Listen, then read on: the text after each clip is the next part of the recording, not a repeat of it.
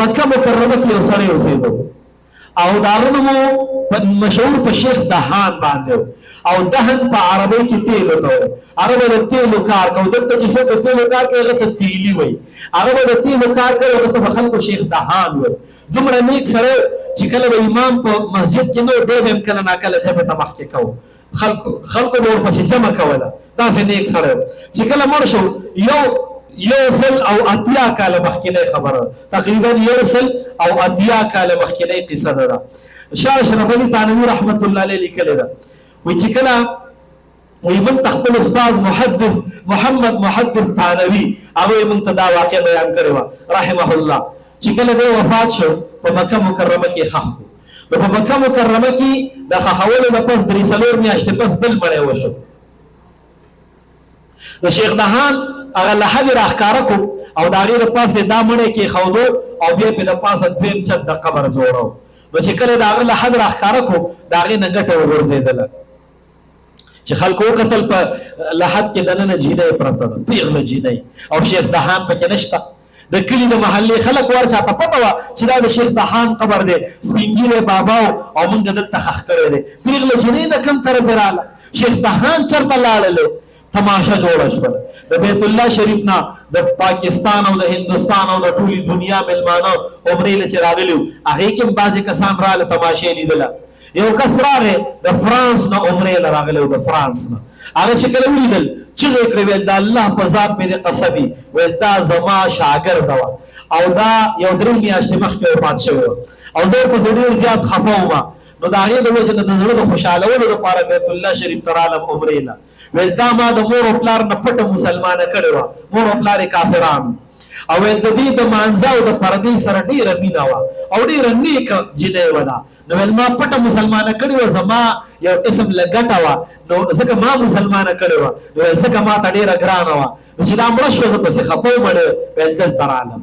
نو دا خو د مونځ او د پردې د محبت د وجې نه د فرانس نه چې قبلي طرف ته دونه لرې ملک دی چې د پاکستان نه په جاز کې ځې نو 18 ګنټې مزل به کې نو فرانس ته به ورسې. د هغه ځای نه دا چې کوم دی نو مکې مکرمې ته راله. شیخ دهان د مکې مکرمې نه ولې لاړې؟ دی د مکې مکرمې نه ولې هلته ورسېدو چې بل خوا لاړې؟ نو چې لاړ د بیبي نه ولې تپوس وکړو نو بیبي اول څه نه ویلي خو دوی ورته ټولو بیا سوال منت وکړو چې مسله د ډېره اهمه ووایه چې هر څه یې ووایه.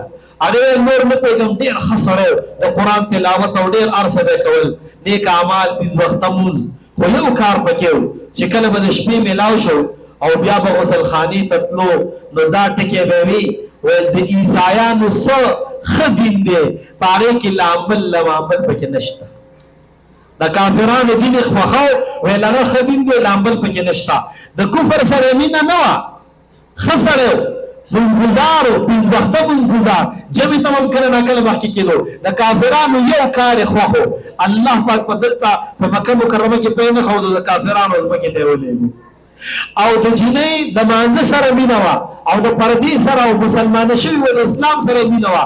الله پاک په مکه مکرمه کې هغه چې کوم دی دلته راورسوله او دا خو د دې وخت مطابق خبره ده 180 کاله د پیغمبر علیه السلام د زمانې خبره. بلال حبشي رضی الله تعالی عنه دې خوا یو ملک دی مصر او شام. نو په شام کې دمشق دا یو مشهور ښار دی. دمشق تقریبا 2.5 کاله زوړ ښار دی، د 2.5 کالو راسې آباد دی. په دمشق ښار کې حضرت بلال رضی الله تعالی عنه هلته ښخ دی. خو د قیامت پر ورځ د کوم ځای نه راپاڅي؟ د ابن القیم رحمت الله علیه روایت دی حاد الارواح الى بلاد الافراح. دا یو کتاب دی په هغې کې نقل کړي ابن القیم رحمه الله وایي د پیغمبر علیه السلام د قدمین شریفینو نه به راپاڅي او چې څنګه د قبر نه راپاڅي د ځمکې نه راوځي اذان به ووایي. پیغمبر علیه السلام به مخکې نه راپاڅېدلی د هغه په مخکې به اذان ووایي. بیا به د پیغمبر علیه السلام سورلي راشي د هغې پړې به وغورځېږي. دا به څوک راخلي؟ هر صحابي چې کوم ګیر چاپېره ولاړ یو مسلمانان هر یو به وایي چې دا پړی خو ماله په لاس کې میلاو شي. د الله د طرف نه به اعلان وشي بلال حبشي دې راشي او دا پړی دې په خپله اوږه باندې اوچت کېږي. هغه به پړی راوالي په اوږه به یې کېږي او د پیغمبر علیه السلام به مخکې مخکې رواني او جنت الفردوس ته به ورداخلېږي. زما وروڼو ولې دې ځینې راپاسي؟